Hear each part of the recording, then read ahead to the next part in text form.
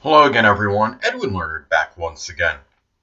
In this YouTube astrological segment, I'm going to be talking about Astrology and Evil Part 2. You may remember there was some time ago I did a video about astrology and evil. And what I want to do basically in this one, I'm going to kind of maybe expound or elaborate a little bit on what I'm saying regarding astrology and perhaps some possible evil like nefarious indicators or indicators for maybe evil tendencies or what have you. But what I want to say first is just to clear anything up, anything that might have been misconstrued in the original one. Now, there's some people that will say, okay, there are no evil aspects or sign in astrology. Now, that may be true. I mean, as far as that goes, there might not be any aspects or signs that we could just say are flatly evil. It's not going to automatically just make somebody evil just based on the signs or the aspects or what have you.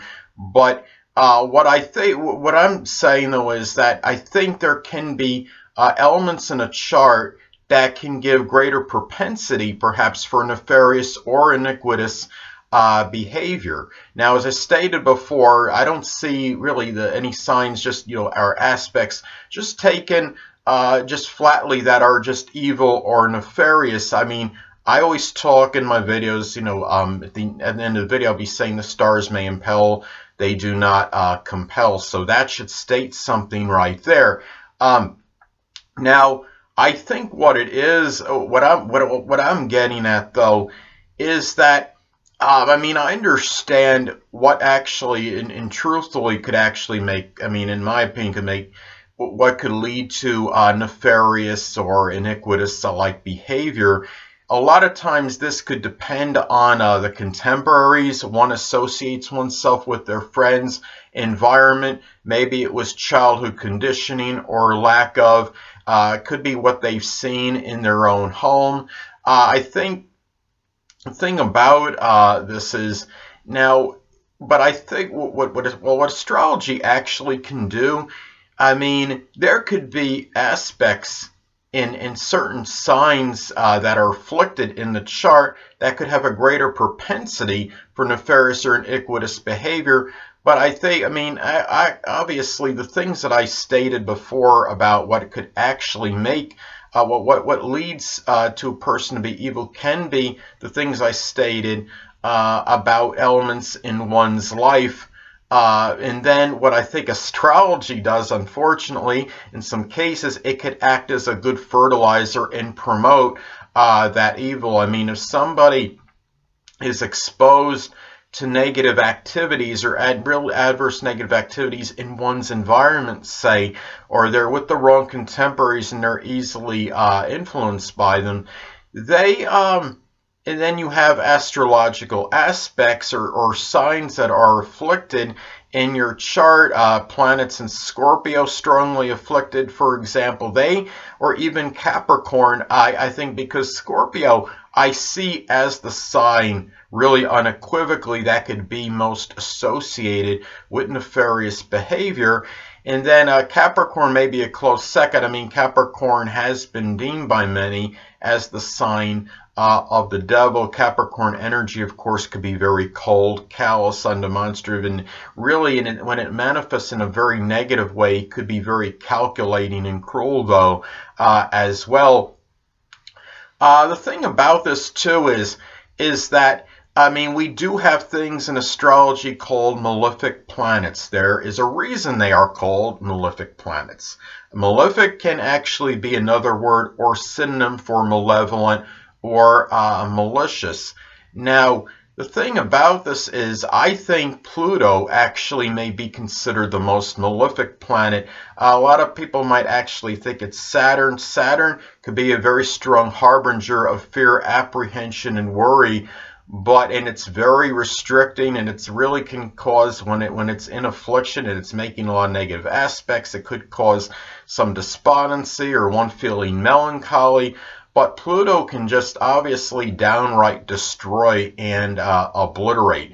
Now, the thing about Pluto, I mean, of course, it rules Scorpio, and Scorpio, and really in a most negative manifestation, can really be express the strongest vengeful, vindictive, destructive, manipulative qualities.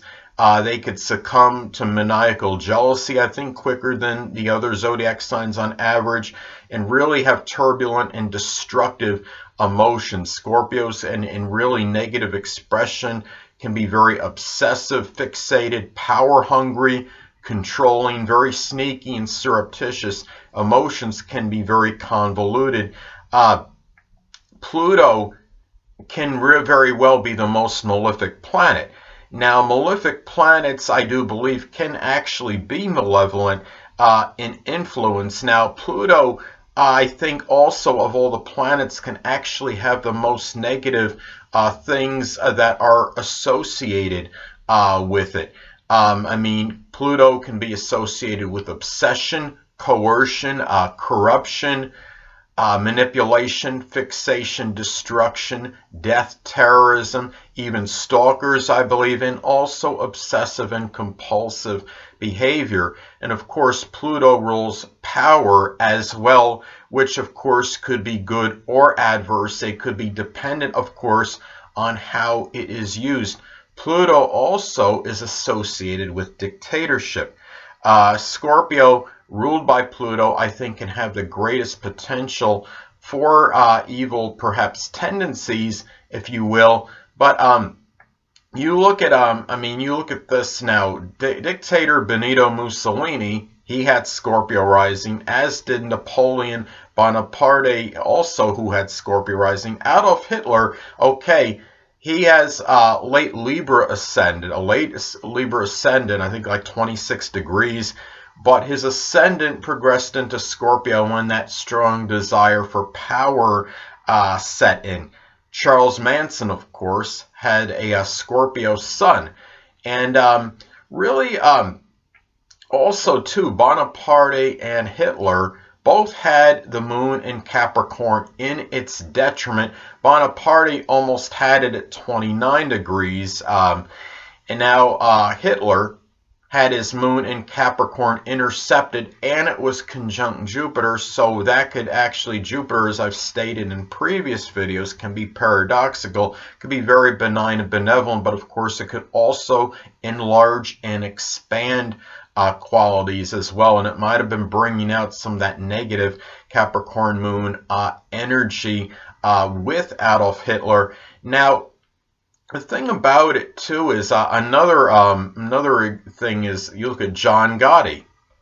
He was that big mob guy. I think he was like a crime he was a crime leader, mafia leader, or what have you. You could look that up and get exactly what he was about. But anyway, he had his sun in Scorpio make a tight square to his Pluto.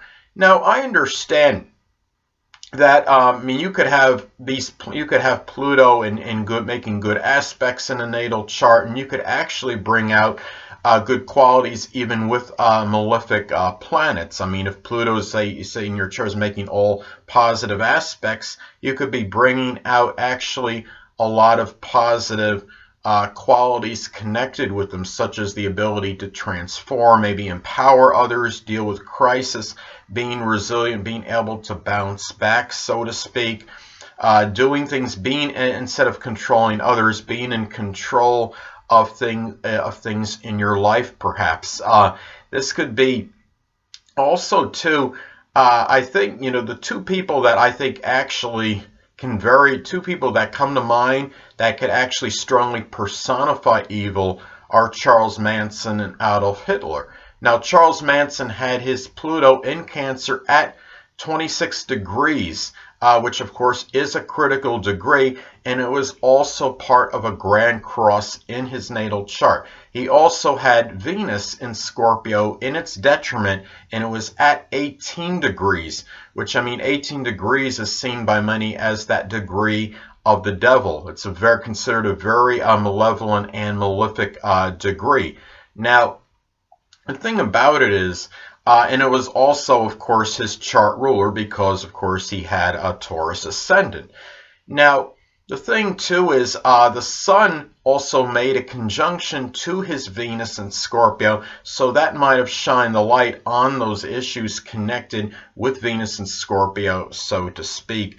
Now, and it also, I think, really brought out, I mean, you had a lot of this manipulative behavior by Manson as well, and I think a lot of it had to do with that Venus in Scorpio, what he had, and it was in his seventh house, I believe. Of it actually was in his seventh house of relationships as well, and it showed that real strong love and lust, I believe, for power and control.